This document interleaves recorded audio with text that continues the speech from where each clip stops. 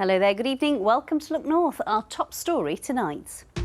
A children's hospice in West Yorkshire begins an urgent fundraising appeal to plug a £1 million gap in its finances. When you're having to make decisions around which services do you potentially reduce and which services do you potentially look to not deliver in the worst case scenario, that's the worst thing that you could ever be talking about as a children's hospice like us.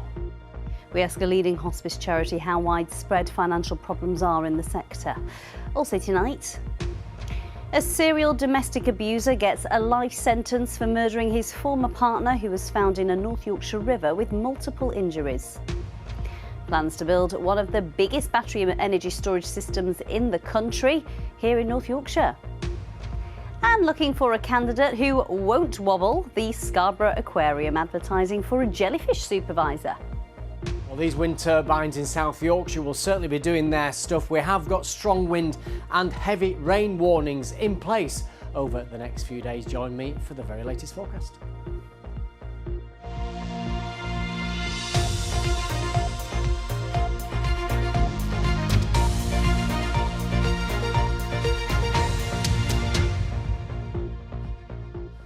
Hello, it's lovely to have your company this evening.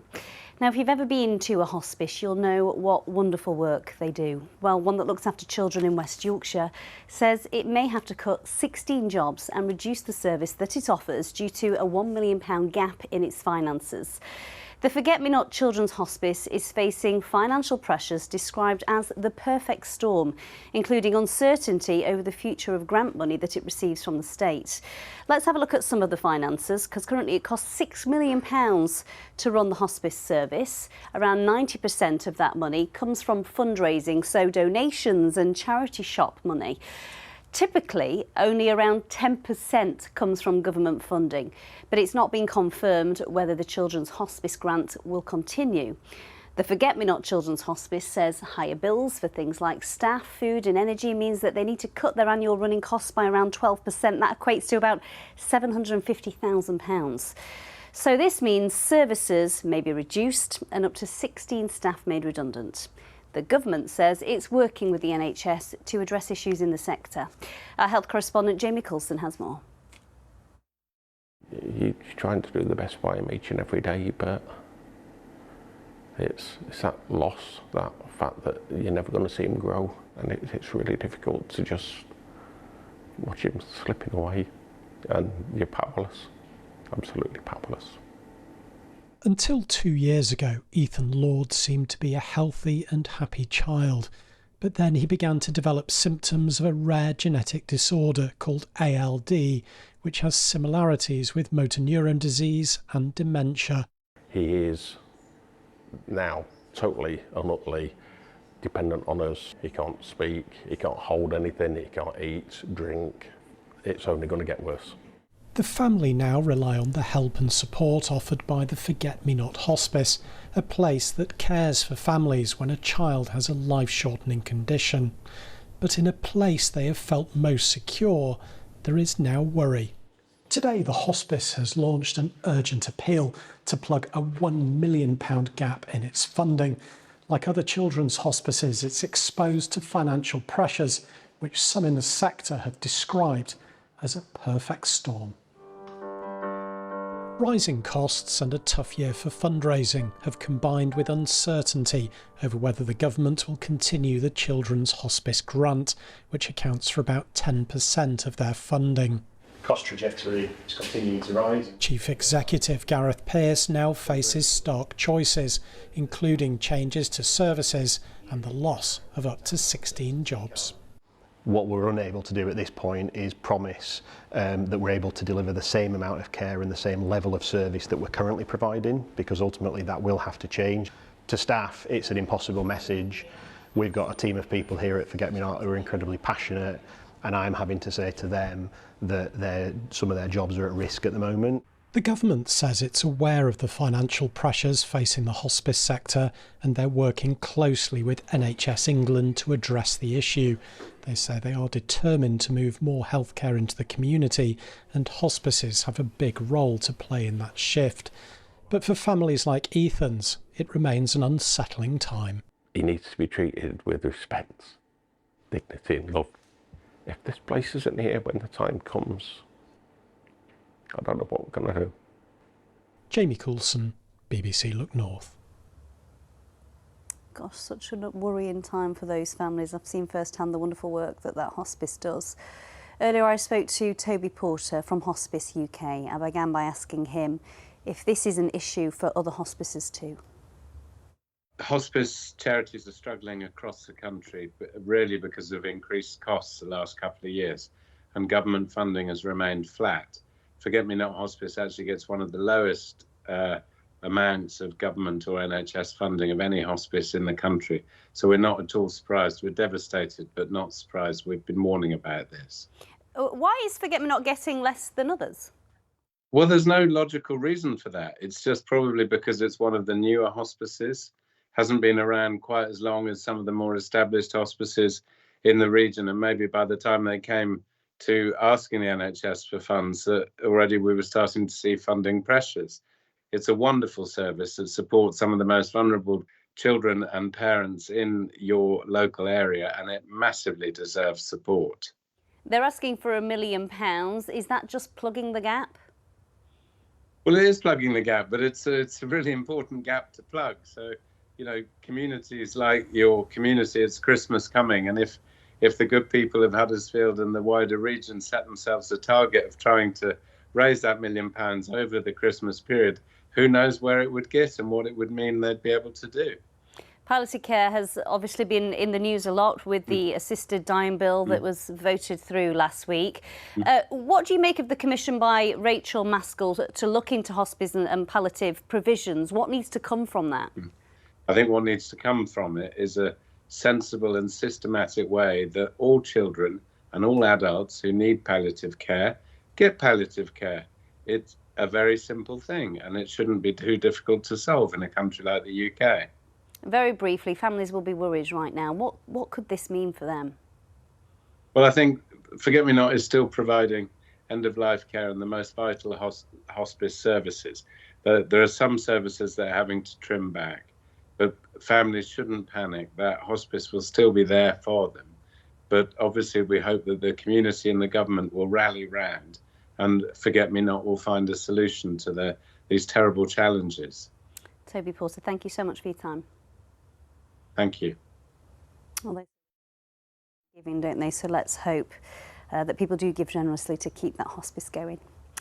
You are watching Wednesday's Look North, still to come on tonight's programme. The mighty martial arts club from North Yorkshire bringing home 130 medals from an international competition in Germany.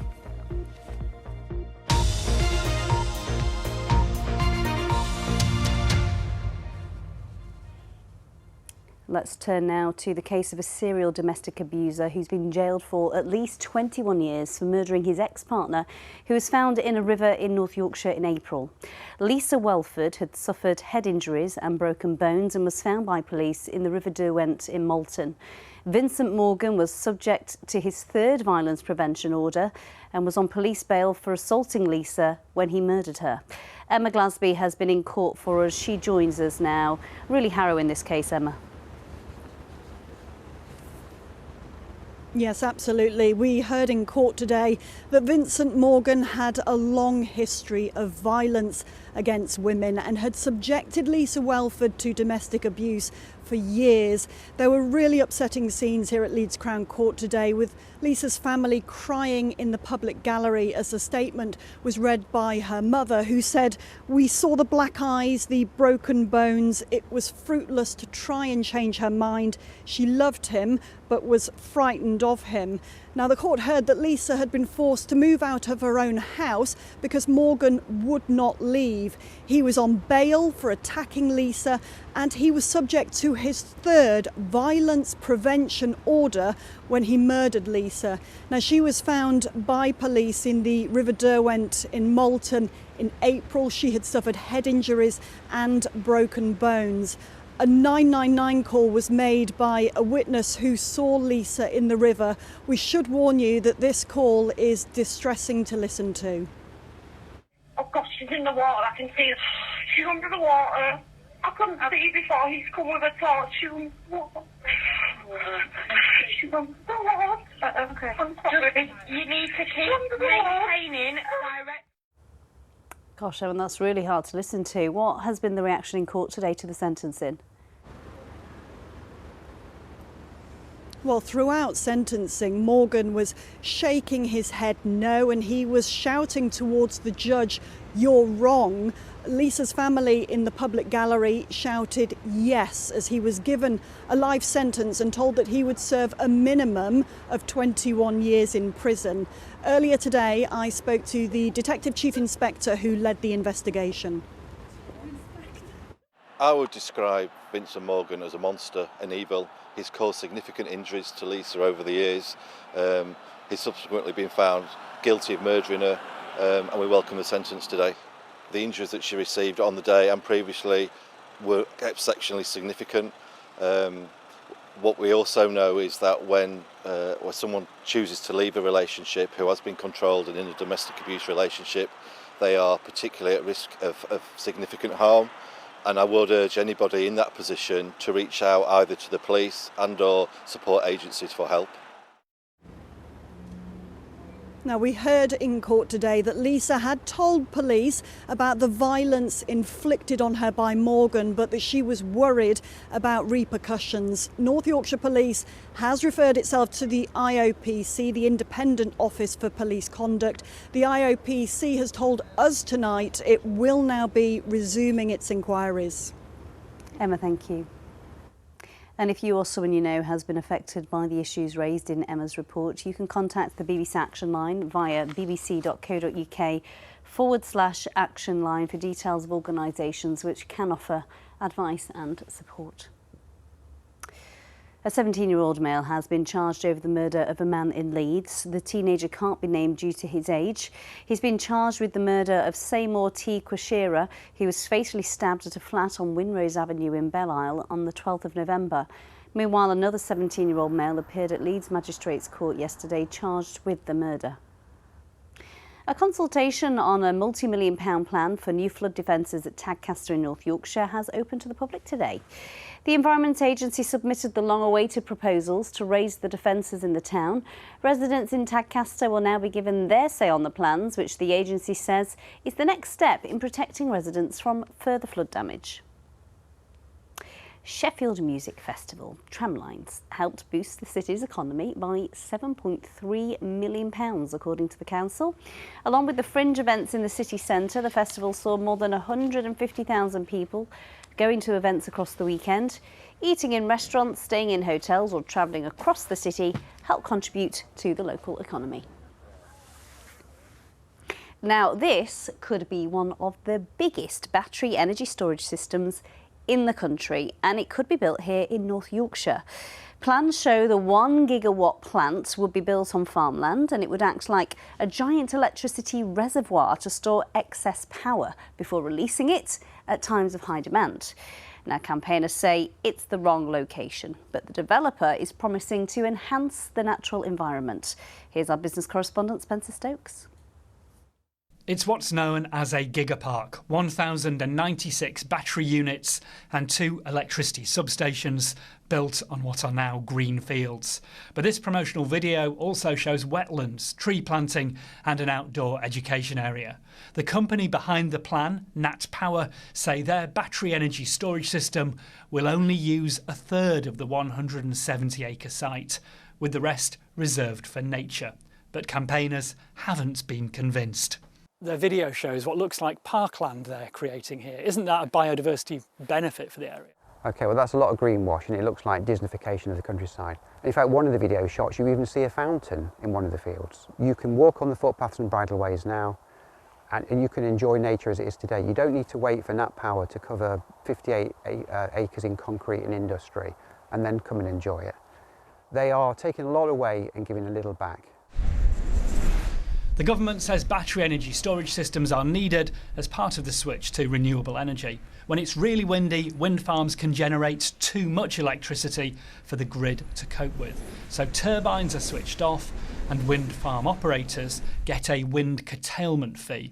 Those payments are passed on to consumers, and it's estimated that in 2023, £40 was added to the average household bill. Battery parks like this new one at Drax are helping to soak up some of the excess power, but rural areas close to power lines are also attractive to developers. If it's not built here, where do you think it should go? 10 miles up the road? No, I'm not trying to push it into any other rural setting. I think there is ex-industrial land, Teesside and Ferrybridge are good ones, and there must be countless other sites. I think the company have made a commercial decision where they can get land relatively cheap, and that's why they've come here. Nat Power say they looked at 31 million parcels of land before selecting this site, and one reason they chose it is because the soil is lower quality and not ideal for farming. The batteries will be screened and they'll store enough electricity for 3.9 million homes for 4 hours. Is that promotional video accurate? Will it really look like that? It should look better. It should look better, that's the intention. So, in fact, it should challenge or inspire other communities to aim for such, having those in their own communities as well. That's what we hope for. We want people to be proud of the fact they are part of what is moving the country forward in fighting climate change. The project is still at an early stage with no planning application yet, but campaigners want these fields to produce food rather than host one of the country's largest battery parks. Spencer Stokes, BBC Look North, Thirsk. And we will, of course, let you know how the plans for that develop as they come through. OK, let's move to sport now with Paul Ogden. I feel like I should call you your proper name because you're looking very proper this evening. Well, you're very kind, although it's slightly frightening when you use my full name like that. I think I might have done something wrong. Even my mum calls me Oggy. Get on with the sport, young man. I will. We had a very busy night of football last night. Not entirely successful, but we should start with Rotherham United's hard-earned and very welcome win against Lincoln. Sam Nombe, he scored the opening goal for the Millers. It came early, 20 minutes in, a clever header from the lob. Lincoln eventually found an equaliser though, but Rotherham United's winner to seal what was a 5th victory of the League One season came from defender Sean Raggett. 2-1. It's been a really tough start to the season for them, but Millers fans will surely be happy to see their team move on to 20 points now with only a third of the season gone. When you're losing games, there's an edginess. You know, the crowd get edgy, the players get edgy, and much as we tell them don't, and play with confidence and do what we do on the training ground, it's not that easy. We've been there, I've been out there and playing, and it isn't that easy. It's just that games like that tonight, where the crowd got behind us and were really willing us on to the end, that'll be a big lift for the guys as well. I know it's a big lift for the gaffer and myself, and that'll be a big lift for the football club as well. We needed that. Everybody needed that. And the Millers deserved it. Now, at the upper end of League One, Barnsley lost 1-0 at Wrexham, so the Reds have dropped out of the top 6 for the moment. Huddersfield Town have moved up a notch to 4th position. They beat Wigan by a single goal, which was scorer Ollie Turton's first ever goal for Huddersfield since he joined them in 2021. That was a 10th league win of the Terriers season and an 8th consecutive league match without losing. In League Two, we didn't have a great night, I'm afraid. Chesterfield losing 3-0 at Milton Keynes. Harrogate Town beaten 2-0 at Salford. Bradford City did score, at least, in their 1-1 draw at home to Barrow. Now, would you be surprised to hear the name of the goal scorer? Yes, it was Andy Cook. Again, his late equaliser takes his tally to 10 league goals already. Bradford City sit just below Chesterfield in the table, they're 9th and 10th respectively. Doncaster Rovers sit 5th, by the way. They play their midweek match tonight away at Fleetwood. Away from football, a martial arts team from North Yorkshire has won over 130 medals at an international competition. Compass Martial Arts, which is in Sherborne and Elmet, was set up nearly a decade ago. Its members range from just 7 years old to 53. The team headed out to the World Combat Championships in Germany last month, and they struck gold, as Obre Zulu reports. So shuffle your back leg in, lead leg kick. Hit! This is a team going from strength to strength. At Compass Martial Arts, they practice karate, kickboxing, tai chi, and weapons. Last month, they competed at the World Championships in Germany.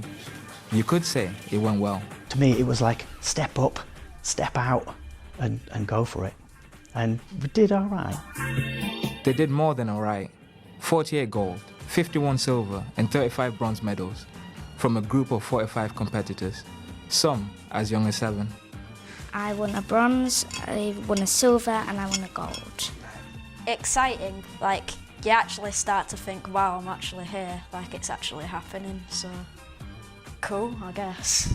We've got 10 golds between us, 2 silvers and 1 bronze. It was fun. Yeah, it was really intimidating. It was. There's a lot more pressure when you're out of the country. Just like a compass, the gym was set up to equip young people with the right skills to navigate life. Children gain confidence and a sense of unity. All the kids just absolutely loved being together. There were no negativity None. from kids at all. No squabbles, they're just a great bunch of kids out. They are. They're like a little family. They really are. For Coach David, who is a black belt in 3 disciplines, success in the World Championships is a reward for his dedication to the club.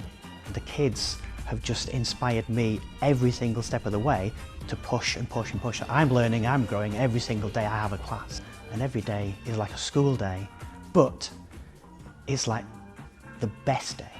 Martial arts is centered around strict values, respect, kindness, and humility. Although you could forgive these athletes for wanting to shout about their stack of medals. Aubrey Zulu, BBC Look North, Sherburn in Elmet.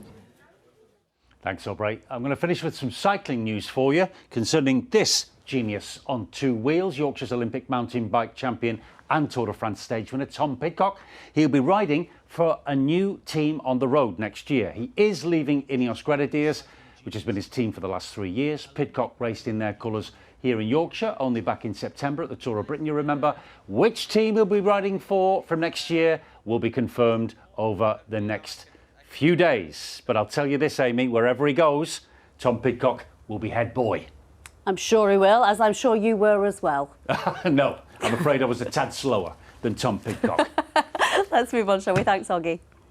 Carrying on with the sporting theme, a group of police officers from North Yorkshire have completed an epic relay.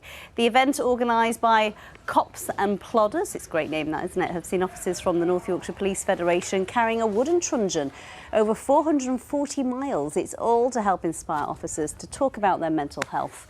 Well done to all of them.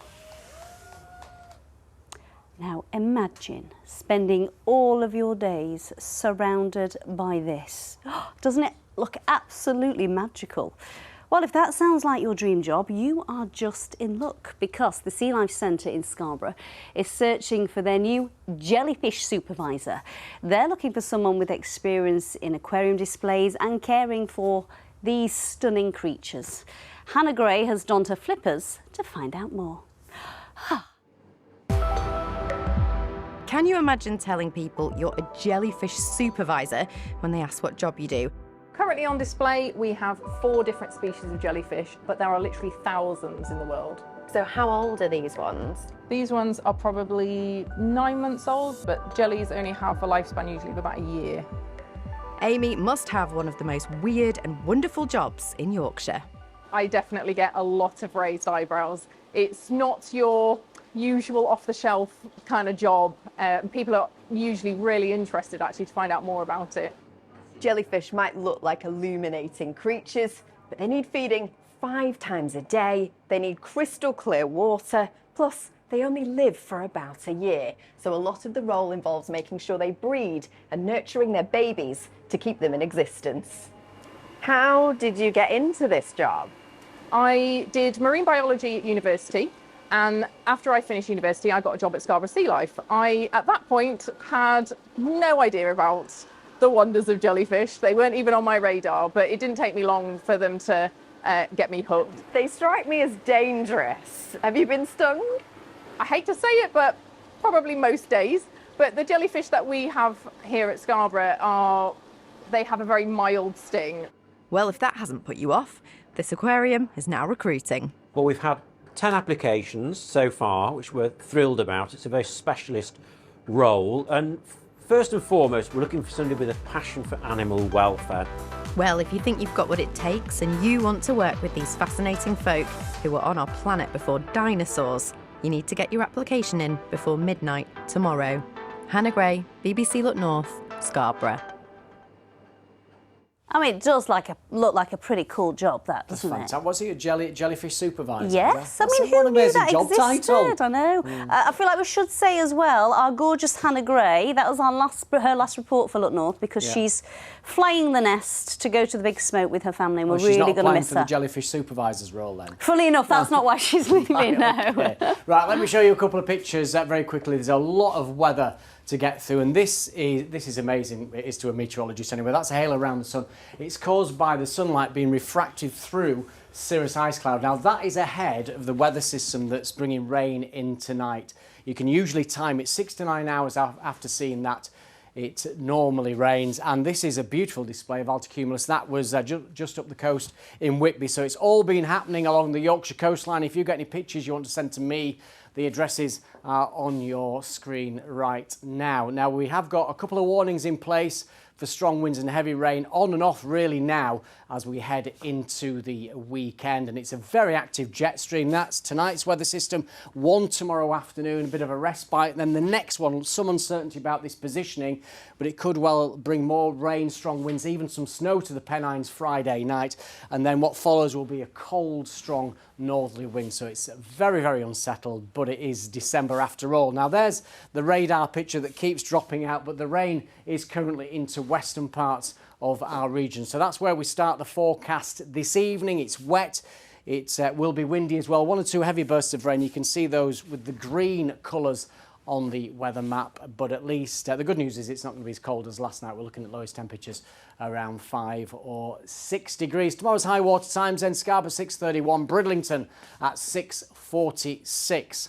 So that overnight rain's soon out of the way. A bit of a window of decent weather in the morning, dry and bright with some sunshine, but clouds will quickly increase. Rain onto the Pennines late morning. Now you just look at these colours. The greens and the yellows indicate some potentially very heavy rain, even the odd rumble of thunder as the wind picks up from the west-southwest. We're looking at highs 11 or 12, so it will be quite a mild day. The strongest winds then tomorrow night, gusts around 60 miles an hour. Friday, it looks fine at first, but we've got that wind and rain returning from the southwest late in the day into Friday night.